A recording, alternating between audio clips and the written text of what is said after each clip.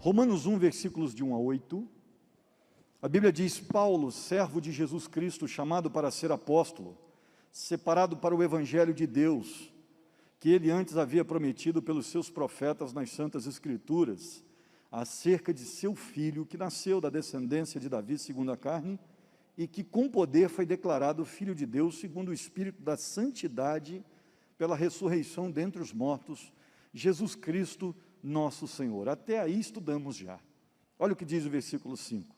Pelo qual recebemos a graça e o apostolado, por amor do seu nome, para a obediência da fé entre todos os gentios, entre os quais sois também vós chamados para serdes de Jesus Cristo. A todos os que estáis em Roma, amados de Deus, chamados para serdes santos, graça a vós e paz da parte de Deus nosso Pai e do nosso Senhor Jesus Cristo.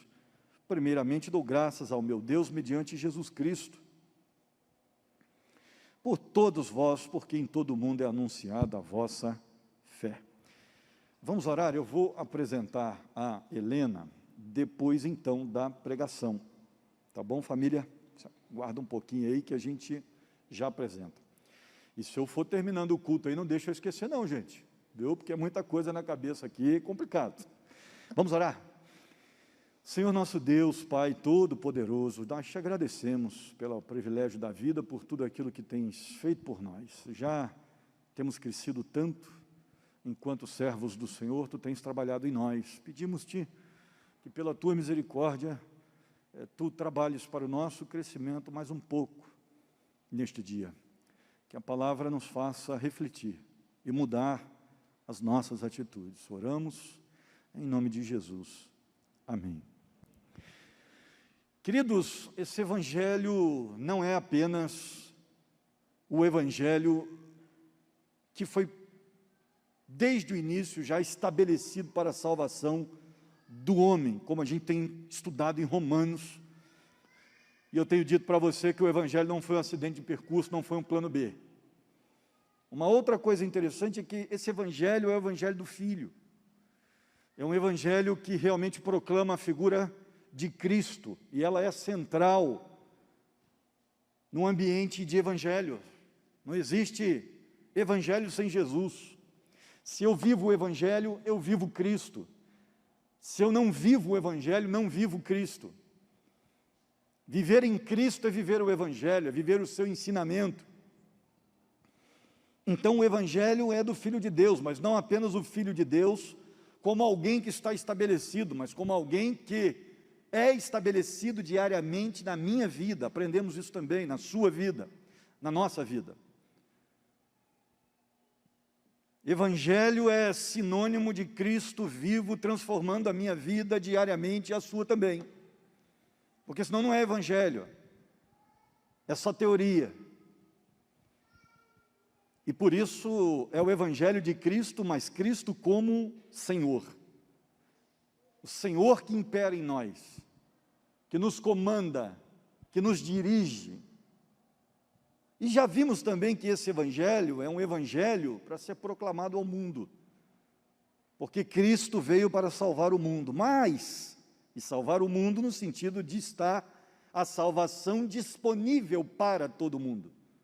Agora, uma coisa interessante é que este versículo 5 nos mostra algo novo, que nós não estudamos ainda, que o evangelho é o evangelho da graça de Deus. Essa é a grande diferença. Tem uma coisa que a gente tem certeza, com relação a Romanos, é que essa epístola estava sendo escrita principalmente para ensinar judeus a andarem com Deus no novo pacto. Os judaizantes eram aquelas pessoas que naquele tempo se convertiam ao evangelho, mas elas não queriam se desprender das regras do Velho Testamento. Então o que elas faziam? Elas começavam a ensinar que, para uma pessoa ser cristã de verdade, ela deveria se apegar a todas as leis do Velho Testamento também. E aí surgiu uma nova linha de pensamento judaizante no Novo Testamento, na época do Novo Testamento, na igreja primitiva, a religião judaico-cristã.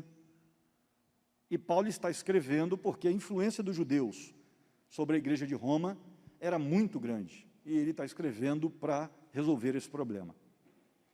Ele está escrevendo para dizer o seguinte: olha, nem tudo do velho pacto, o novo pacto dará manutenção. Nem para tudo. Algumas coisas nós vamos abandonar pelo caminho. E aí, se você quiser dar uma olhada quais são essas coisas, né, principalmente as leis cerimoniais, você pode dar uma olhadinha em Atos 15 e 20. São as 4 coisas que ficaram para o cristianismo. Além, claro, dos mandamentos supremos, no caso, os 10 mandamentos. Então, você vai dar uma olhadinha em Atos 15 e 20, você vai ver que a discussão do concílio de Jerusalém, o primeiro concílio da igreja primitiva, era em cima exatamente dos judaizantes. O que fica para o cristianismo do Velho Testamento e o que a gente não vai ter mais. E aí você vai perceber aí, por exemplo, a idolatria continua sendo banida, atos sexuais indevidos banidos. Aí você começa a entrar nas leis cerimoniais, ingestão de sangue e carne sem o sangue ter escorrido completamente. Essas coisas ficariam para o cristianismo. Elas servem até o dia de hoje, na minha perspectiva. Então eu não como, por exemplo, galinha no molho pardo.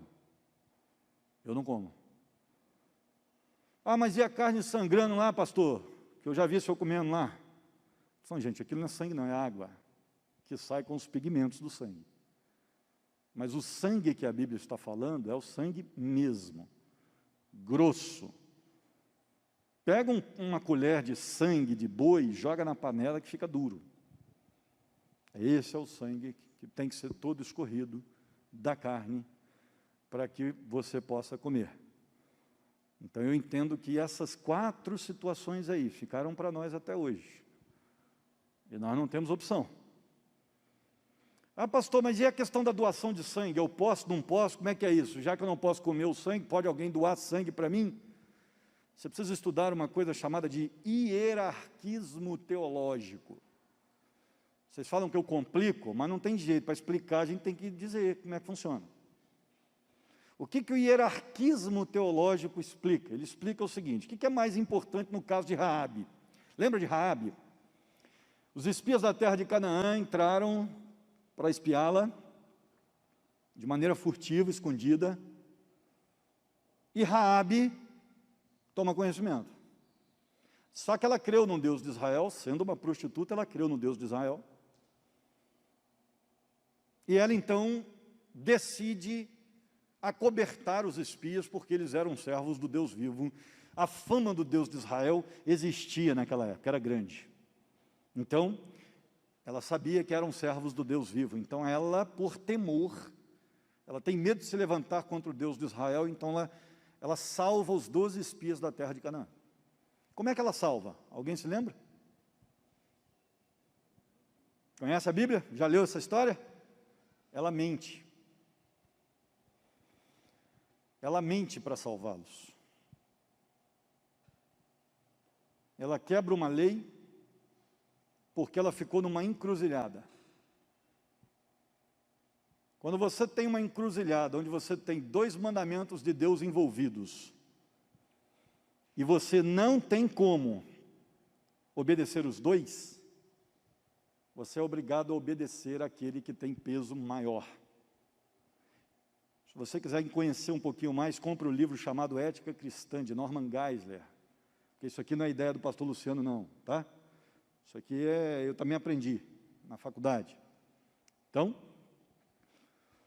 você tem 2 mandamentos, você só pode obedecer um. Você obedece àquele que tem maiores proporções, aquele que tem, se você não obedecê-lo, você tem tragédia. E Davi, por exemplo, fez isso na vida. Com fome, com seus homens, ele come os pães da proposição. Está na Bíblia. ele come pão que era destinado apenas a sacerdotes. O que é mais importante, a lei cerimonial ou sobreviver? Mais importante é sobreviver, por isso ele come os pães da proposição.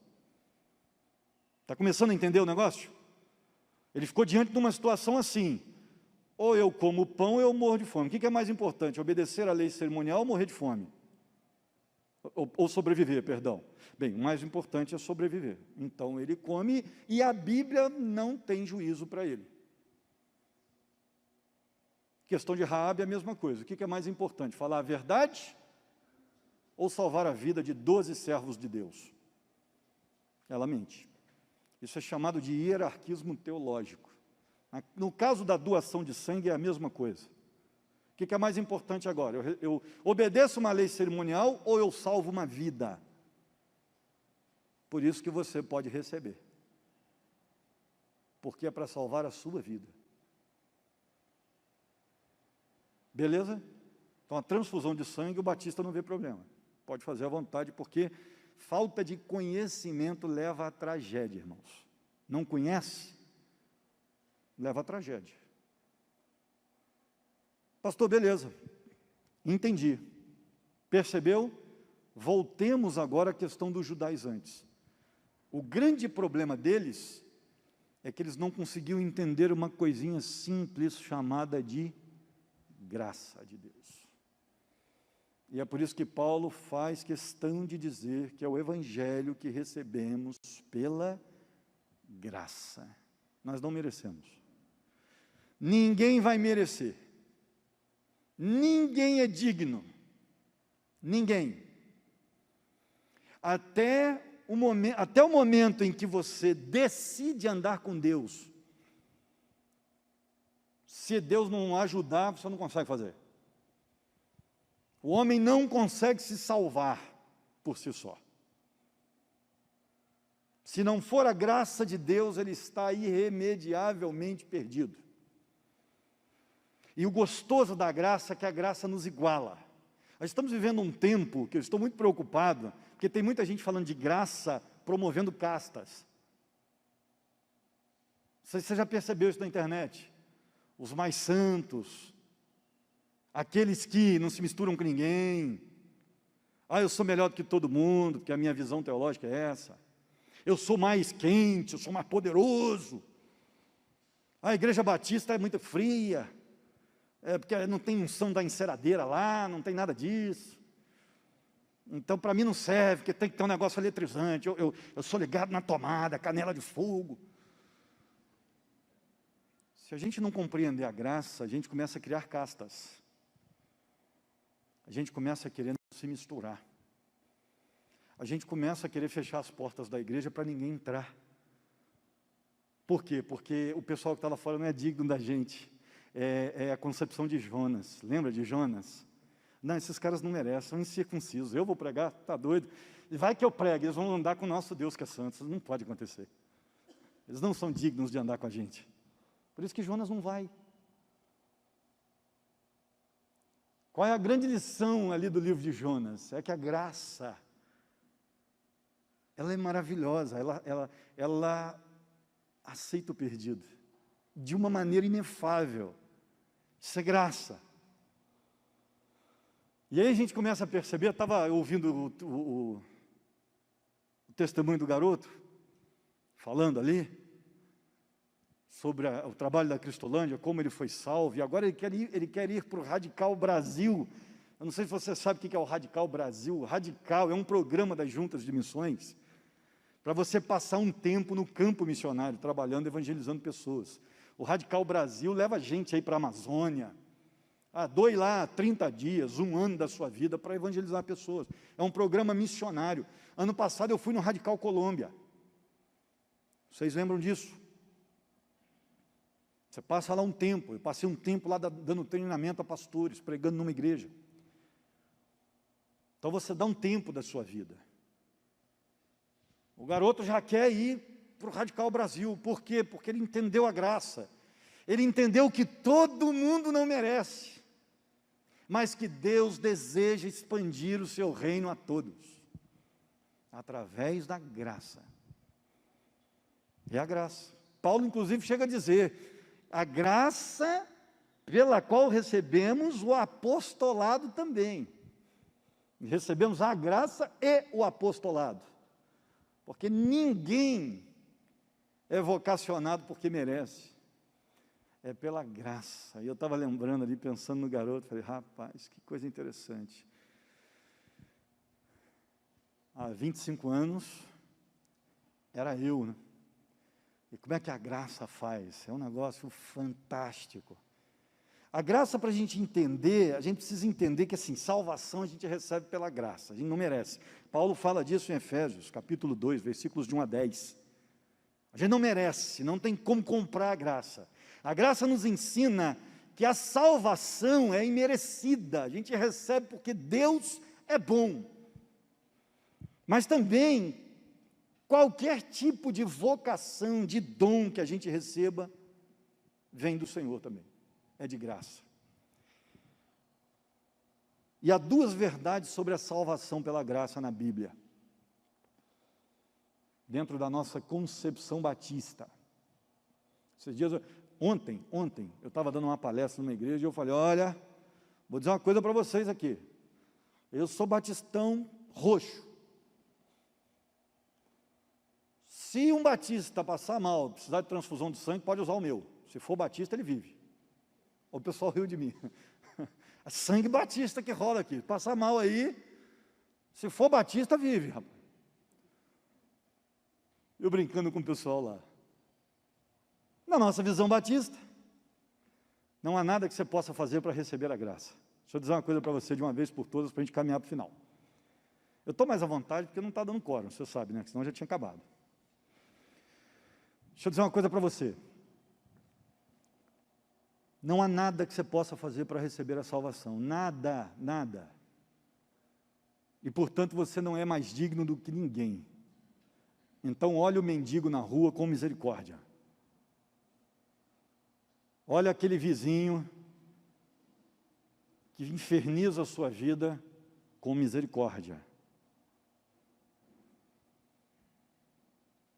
Olha a sua sogra com misericórdia. Que eu não tive problema com sogra não, mas tem gente que tem, né?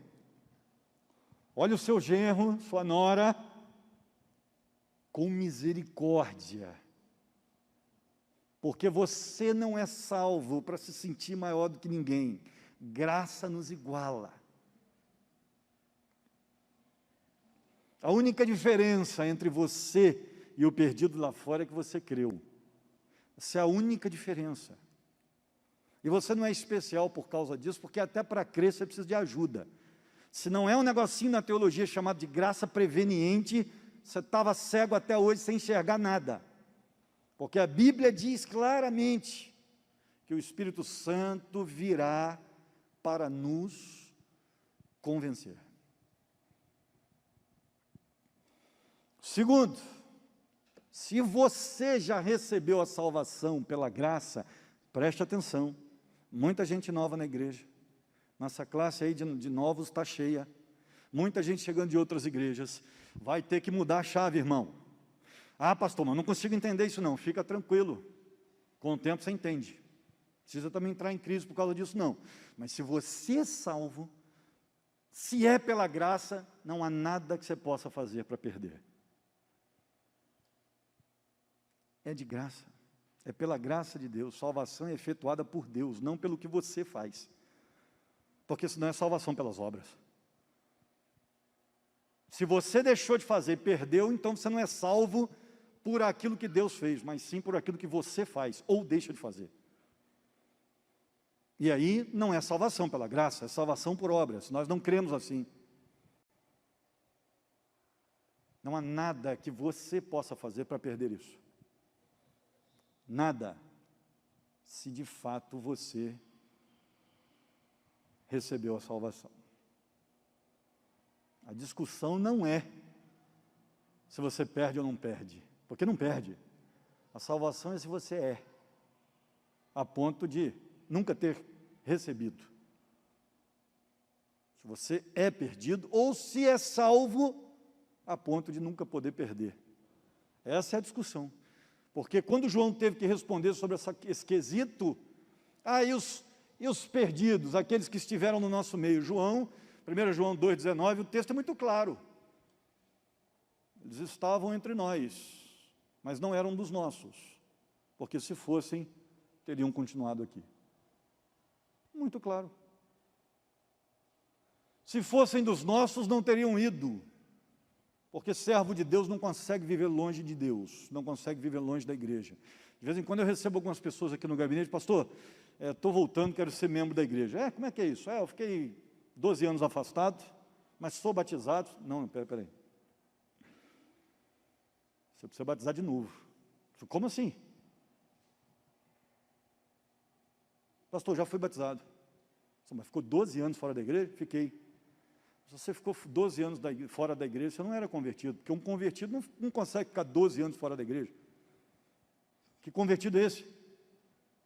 E se você não era convertido e está se convertendo agora, o batismo que você teve lá atrás é nulo, porque o batismo é símbolo de algo que já aconteceu. A conversão, você não era convertido, então o seu batismo primeiro não tem validade. Gente, o queixo cai, os dentes esparramam pelo gabinete. Tem gente que não volta nunca mais. E pastor um herege, que careca. Está me xingando ainda. A conversão, querida, é símbolo. Aliás, o batismo é símbolo da conversão. Se não teve conversão, não tem batismo válido. O cara se desvia 12 anos e fala que é convertido. Isso é impossível. Se fosse dos nossos, estaria em nosso meio, não no mundo lá fora. Mas membro da igreja pode estar perdido, pastor? Claro! Eu até acredito que a metade de vocês esteja. Porque o mundo hoje vive religiosidade, não evangelho. Eu concordo com Billy Graham, que a qualidade da igreja está tão deplorável que não seria surpresa para nós que a metade da igreja evangélica atual não estivesse no inferno. Então, a gente precisa pensar. Será que eu sou mesmo? Você não se faz essa pergunta de vez em quando, não? É importante. Porque você vai vivendo esse negócio e parece que é, né? Parece que é. Vai vivendo. Eu estou aqui, estou acostumado com isso. Mas está acontecendo transformação aí no interior? Você está mudando? Você é uma pessoa melhor hoje do que era quando chegou? Você tem visto crescimento na sua vida dia após dia? Porque tem gente aí que é casada há 5 anos e continua a mesma esposa, é o mesmo marido. Como é que é isso aí? Se não tem santificação, não tem santidade. Se não tem santidade, não vai ver Deus. A Bíblia é clara.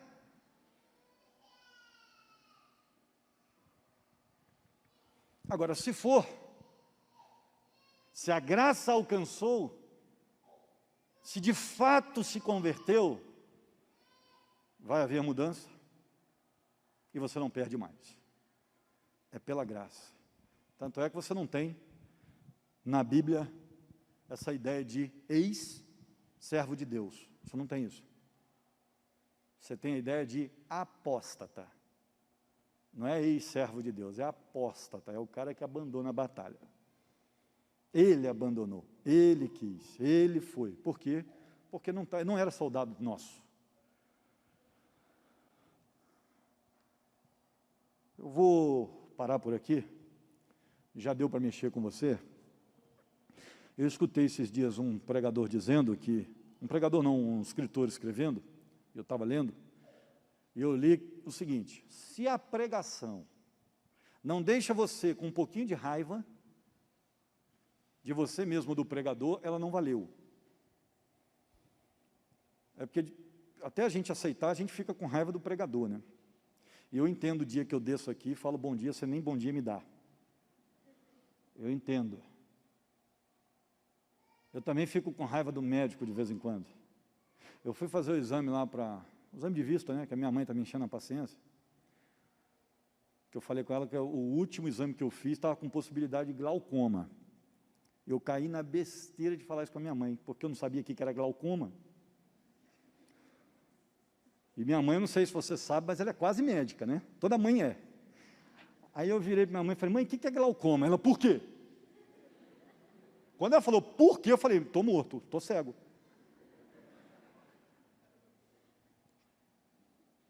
Eu falei, não, porque o doutor falou que fazer um exame mais profundo que eu possa estar com glaucoma. Ela tem que fazer isso logo. Tem quanto tempo? Eu falei, 2 anos. Nossa! A velhinha está fraquinha, mas quase me deu uma varada, rapaz. Aí ela está na minha cabeça para fazer o exame. Aí eu fiz o exame. A gente às vezes fica chateado com quem quer o bem da gente, né? Aí coloquei lá. Coloca aqui, o que você está vendo? Fecha o olho direito. Aí eu fechei o olho direito, com o esquerdo, eu falei, cadê as letras? A dona falou, as letras já estão aí.